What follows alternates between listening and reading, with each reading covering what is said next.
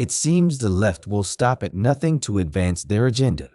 Remember, too, the letter T in LGBT stands for transgender, and it was a transgender soldier, Bradley Manning, who gave hundreds of thousands of classified documents to WikiLeaks because he was upset over a breakup with his homosexual lover, after which the government paid for his sex change surgery.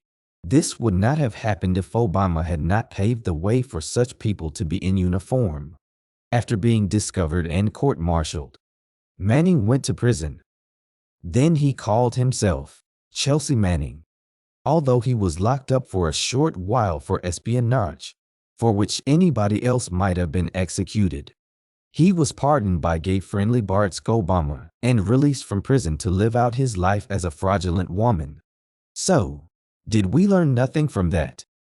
Trying to further weaken our armed forces, Obama, a closeted Muslim, experimented with putting women into Army Ranger and Navy SEAL training/units under the aegis of equality while lowering the physical qualification standards so women could pass the rigorous tests. There is a big difference between equality and stupidity. VG, if women actually were equal, why would the physical standards need to be modified for them to qualify for special operations training? So actually, none of this has done America any good. And such leftist claims with sugar-coated titles justifications of equality are nothing more than a Trojan horse. We must finally come to understand the glaring fact that men and women are not equal. Yes, they are treated equally under the law. But there is a difference between non-discrimination and weakening the national defense in the name of putting women into combat operations instead of available men. Assigning women to special operations forces is a travesty and should not be perpetrated against them in the name of social engineering, and nobody should be placed in such assignments because they passed a watered-down qualification test. The standards for serving in special ops are established for a reason. Not even all men pass those tests, and nobody is giving them a passing grade in the name of equality. Considering the events surrounding the manner of withdrawal of American troops from Afghanistan in 2020, a decision which created considerable chaos and endangered tens of thousands of innocent people, angered our allies on the ground, and embarrassed America as much as or more than the abandonment of Vietnam in 1973. Look what happened almost simultaneously. As we mentioned above, Americans exited Afghanistan via the front door. China was entering the country via the back door, and now they have access to Afghanistan's rare earth minerals and its abundance of lithium. Hey, wait a minute. Don't electric cars run on lithium batteries? And aren't the Democrats under Joe Biden pushing electric cars on us? Let's recap. Biden is a Chinese puppet. Biden is pushing electric vehicles. Such vehicles run on batteries that are made with lithium, and the Chinese, who seem to own Biden, will become the major source of lithium for EV batteries. Now we get it. Biden has touted the establishment of a network of 500,000 charging stations across the country for electric cars. Can somebody tell us where the electricity will come from for these charging stations to recharge our government-mandated electric cars? Do they not calculate that to power the charging stations, generators may have to use fossil fuels to generate electricity that charge the battery-powered cars? What of the issue of hydrogen-powered cars? They don't need charging stations like EVs do. In point of fact, there are a lot of efforts ongoing to create vehicles that are free of carbon emissions. But the technology is not yet able to sufficiently and adequately produce renewable energy and the perfect green, planet-friendly power the climate zealots want.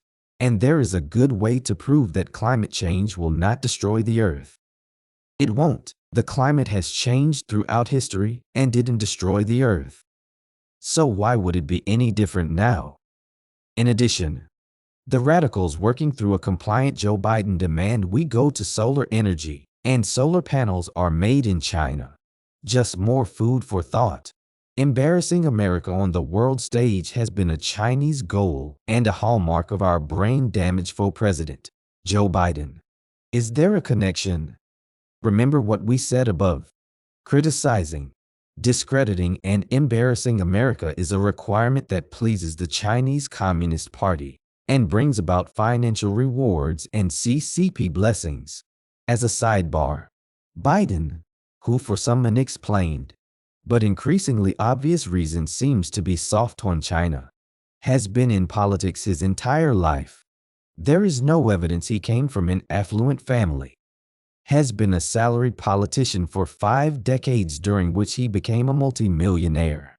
It doesn't pass the smell test, and it doesn't take much imagination to figure out how that happened.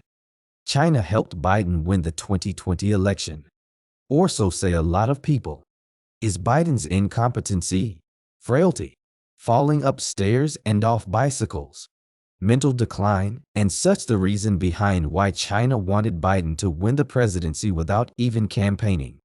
I.e., to denigrate and further weaken America with a fool representing us on the world stage that no other world leader could take seriously.